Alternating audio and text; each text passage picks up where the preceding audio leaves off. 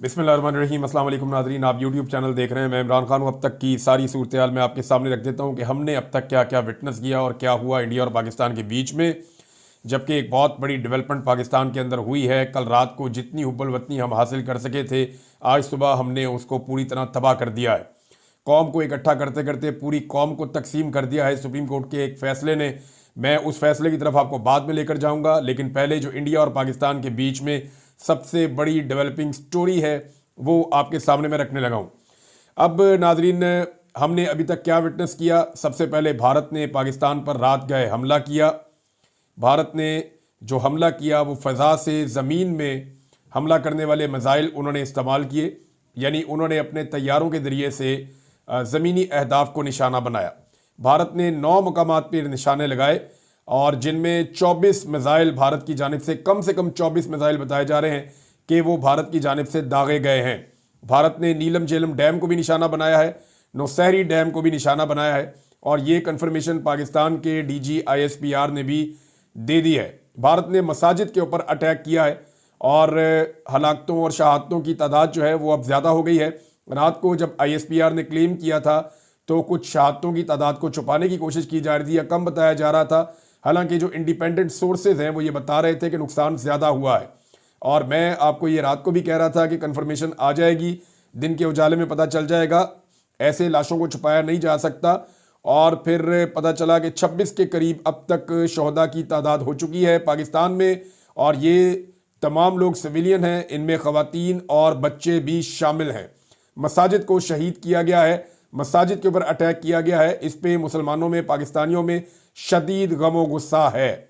अब डैम्स को निशाना बनाया गया, मसाजिद और मदारस को निशाना बनाया गया और भारत की जानिब से जो सबसे कार्रवाई का बड़ा हिस्सा है वो ये है कि भारत ने पाकिस्तान के 4 सेटल्ड एरिया में यानी इंटरनेशनल बॉर्डर की खिलाफ वर्जी करते हुए हमला किया है। लाइन ऑफ कंट्रोल पे तो पाकिस्तान और भारत की एक लंबी तारीख है, लड़ाई लगी रहती है, लेकिन सियालकोट में, मुरीदके में, शेखुपुरा में और बहावलपुर में भारत ने अटैक करके पाकिस्तान को एक बहुत बड़ा चैलेंज कर दिया है। अब लाइन ऑफ कंट्रोल के दोनों तरफ कार्रवाई से फर्क नहीं पड़ेगा।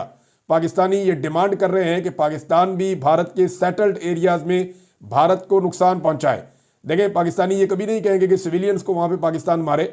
सिविलियंस की हलाकतों के या सिविलियंस के नुकसान के पाकिस्तान खिलाफ है, लेकिन भारत को नुकसान जरूर पहुंचना चाहिए, कम से कम उन स्ट्रक्चर्स को जो पाकिस्तान के पानियों के ऊपर बनाए गए हैं। ये पाकिस्तानियों का एक बड़ा मुतालबा है। नाजरीन, पाकिस्तान की जानिब से रात गए जो बड़े बड़े दावे कुछ किए जा रहे थे वो मैं आपके सामने रखता हूं कि जो तादाद बढ़ते बढ़ते भारतीय जहाज़ों की वो 7 तक पाकिस्तान की मीडिया ने पहुंचा दी थी कि 7 जहाज़ भारत के तबाह हो गए हैं। मगर सुबह जो सूरत हाल कुछ वादे हुई है और अब तक जो हकायक हैं वो मैं आपके सामने रख देता हूं कि जो इंटरनेशनल मीडिया ने भी चीज़ें मानी हैं और भारतीय मीडिया ने भी इसकी तस्दीक की है।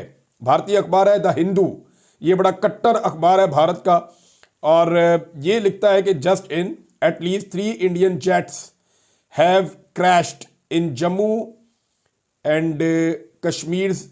अब ये आगे इलाकों का नाम है, अखनूर का इलाका है, रामबन का इलाका है और पैमपुर का एरिया है।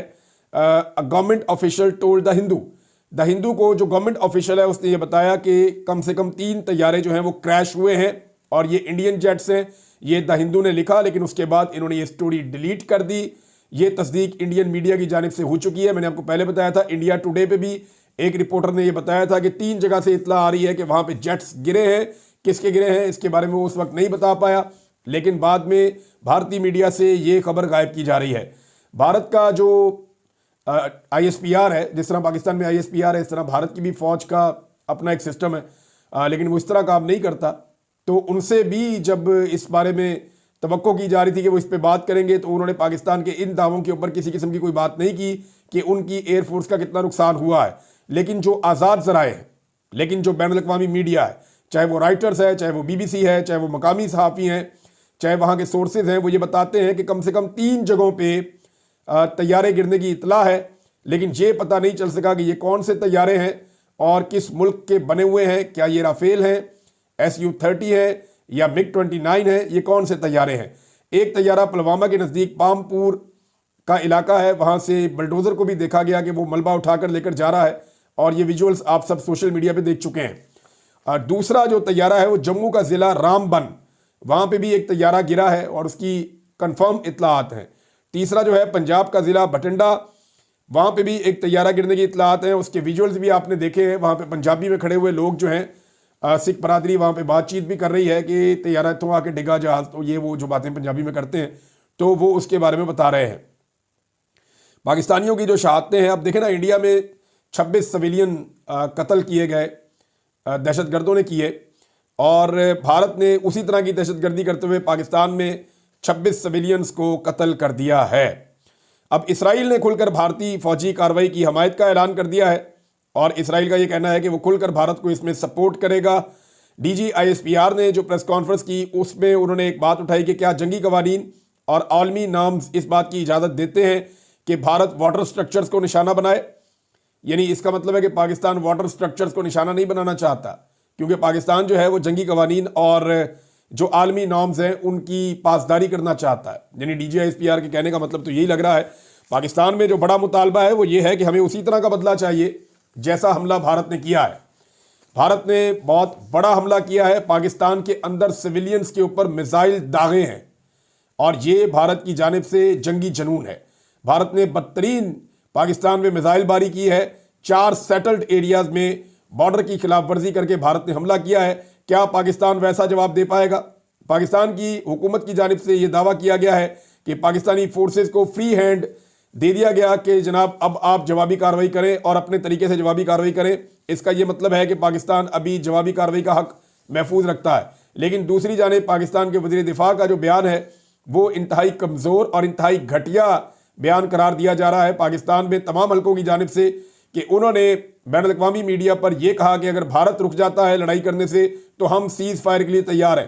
भाई, भारत ने पाकिस्तान के अंदर घुसकर मिसाइल हमले किए हैं और सियालकोट में किए हैं, मुरीदके में किए हैं, मसाजिद को निशाना बनाया है, भावलपुर में किए हैं, शेखुपुरा में किए हैं। जब भारत ने इतनी बदतरीन कार्रवाई करते हुए नहीं सोचा तो ख्वाजा आसिफ अपने तौर पे कैसे सीज फायर का ऐलान कर सकते हैं? यानी वो ये कह रहे हैं कि भारत जो है वो इस वक्त लाइन ऑफ कंट्रोल के ऊपर शेलिंग बंद कर दे, हम सीज फायर करने के लिए तैयार हैं। क्यों जी? भारत ने आपके जो स्ट्रक्चर्स हैं, जो वाटर स्ट्रक्चर्स हैं, उनके ऊपर भी अटैक किया है। नीलम झेलम के ऊपर भी अटैक किया और नौशेरी डैम के ऊपर भी अटैक किया, जो इंतहाई अफसोसनाक अमल है।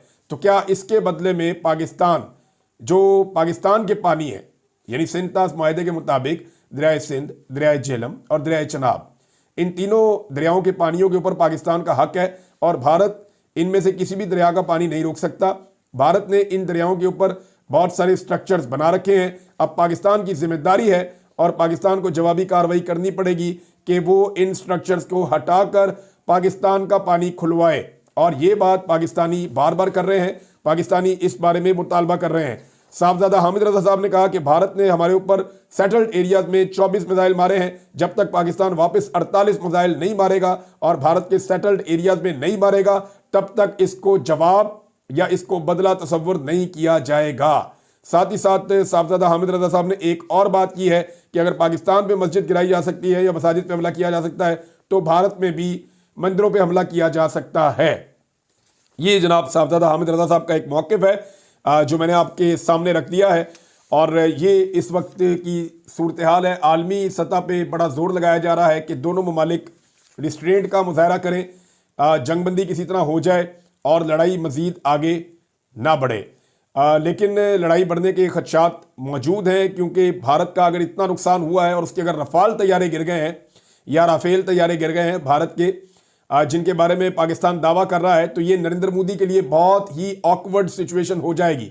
फ्रांस के लिए बहुत बुरी सूरत हाल हो जाएगी। कुछ लोग ये दावा कर रहे हैं कि जो फ्रांसीसी कंपनी है जो राफेल तैयारे बनाती है उसके शेयर्स की मालियत गिरी है, जबकि यहाँ पे जो पाकिस्तान ने हथियार इस्तेमाल किए हैं इन कंपनीज के शेयर्स की मालियत बढ़ी है। यानी चाइना को इसका फ़ायदा हुआ है और फ्रांस को इसका नुकसान हुआ है।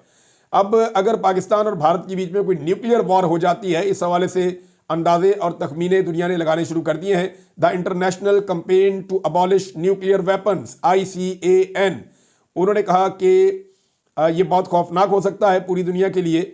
और उन्होंने अंदाजे बताए हैं कि अगर एक एक्सचेंज हो जाता है, न्यूक्लियर एक्सचेंज पाकिस्तान और इंडिया के बीच में, तो मिलियंस लोग जो हैं वो इमीडिएटली मारे जाएंगे। यानी बहुत सारे बड़ी तादाद में लोग जो है वो मारे जाएंगे और करोड़ों लोग इफेक्ट हो जाएंगे और पूरी दुनिया के ऊपर इसके असरात चले जाएंगे। ये अल जजीरा ने इसकी रिपोर्ट को छापा है।